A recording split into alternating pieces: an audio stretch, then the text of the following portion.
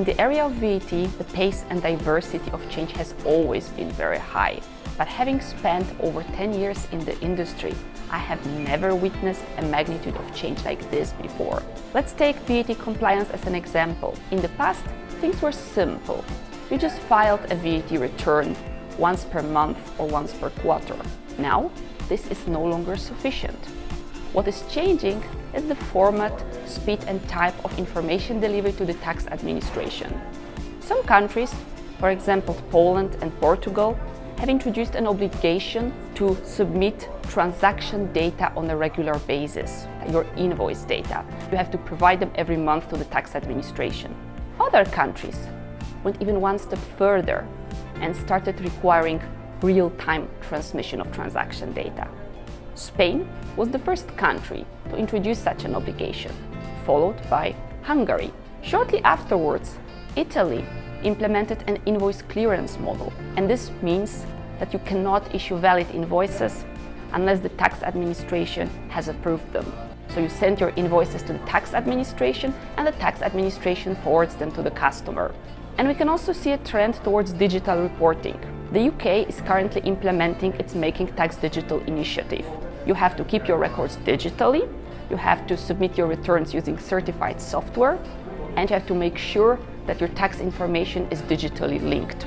And all these new compliance obligations create enormous challenges for businesses. The main challenge is that it all happens at country level and it's not supported by EU harmonization measures. So companies need to monitor local developments. And when new requirements are announced, there's often very little time to adapt ERP systems and processes. Another difficulty is that these requirements are published in local languages, making it difficult for globally operating companies to implement them. And if you don't know what to do, there's no one to ask, because even tax administration is not familiar with the new rules and cannot provide advice to taxpayers. Two main pieces of advice to businesses on how to handle those emerging compliance regime. First one is avoid the over-tooling trap. Over-tooling means that you have too many tools within one organization. If you do not think well ahead about the new compliance obligations, do not think about all the options, you may end up having different tools that are not compatible with each other or with other systems used within an organization. And having your tax system built from various local pieces is like driving a car that has been assembled with parts coming from different manufacturers. So if you want to change the tire, you go to Toyota. If you change the oil, you go to BMW. And this is not very efficient. And another piece of advice would be proactive. Tax departments quite often take a reactive stance. They do just enough to keep up.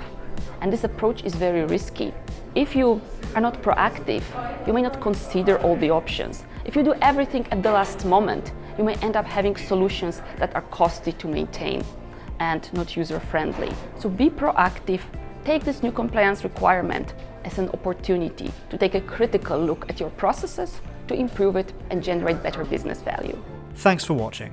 Click now for more videos from Vertex Exchange Europe 2019, and please subscribe for the latest international business insights from worldfinance.com.